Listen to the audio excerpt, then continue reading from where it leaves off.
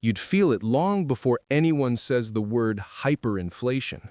Prices start jumping like nervous animals. Your paycheck evaporates the moment it lands. Bread costs more in the afternoon than it did in the morning, and you start noticing a strange, sinking truth in your gut.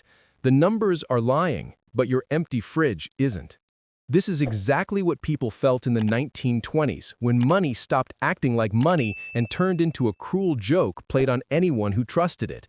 And if it happened today, you'd respond the same way they did, because biology doesn't change, and neither does survival instinct.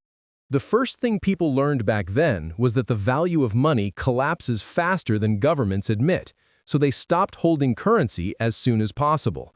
You'd do it too. Every minute you hold cash, you're losing value. That's why families in Weimar Germany sprinted from the factory gate straight to the market before their wages died on the walk home. They didn't save, they converted. Goods, tools, canned food, coal, shoes, anything with physical utility became a better store of value than the paper in their pockets. Objects don't inflate, government promises do.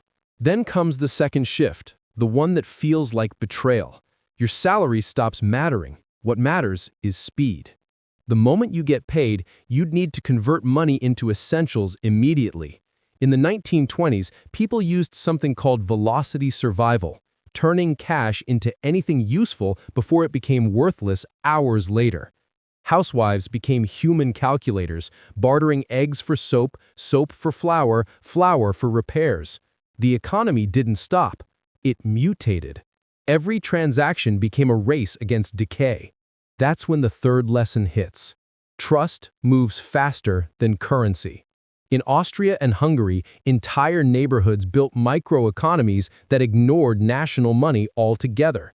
Bakers traded bread for coal. Farmers swapped produce for clothes. Mechanics fixed bicycles in exchange for food. Barter worked because it bypassed the collapsing currency and relied on what actually held value: relationships, skills, physical goods. And then there's the final, uncomfortable truth. People who survived hyperinflation didn't wait for hope. They built their own systems. In the 1920s, towns issued emergency money, local notes backed by trust, not governments.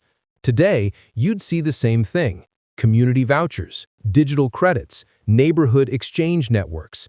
When national money fails, people create their own.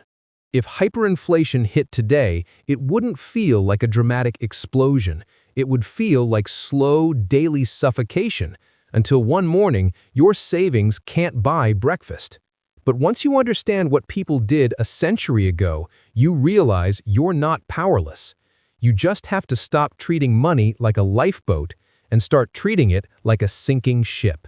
If you found this video insightful, don't forget to like, share, and subscribe to the channel, and share it with someone who's curious about how money, power, and history always seem to move in cycles.